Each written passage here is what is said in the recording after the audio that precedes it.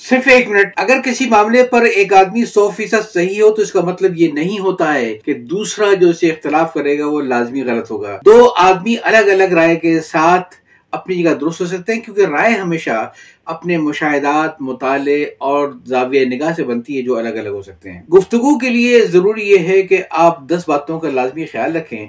पहली बात तो यह है कि अपने ख्यालात को मुस्बत अंदाज में पेश करें, दूसरों को एहसास ना दिलाएं कि आप उनसे कोई बड़तर चीज है। और दूसरी बात यह है कि दूसरों की बात सुनने के लिए तैयार रहें, सिर्फ अपनी बात करने की कोशिश ना करें।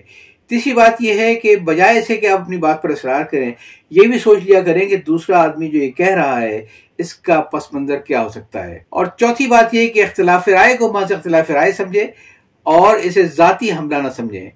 पांचवी बात यह है कि अपने जाती तजर्बात को दलील बनाकर पेश न करें और दूसरों पर जाती हमलों से परहेज करें।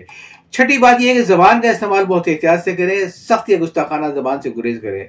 सातवीं बात यह है कि अपने जज्बात को कंट्रोल में रखें, बहस के दौरान गुस्से जज्बात से मगलूब ना हो। आखिरी बात यह है कि बहस को एक मौके के तौर पर देखें, इसे दूसरों से सीखने और दूसरों को अपना नुक्ता देने का एक मौका। नवी बात यह है कि अगर बात बन ना रही हो तो फिर थोड़ा सा वक्फा दे लीजिए, कुछ आराम कर लें और उसके बाद फिर नए से गुफ्तगू को शुरू करें।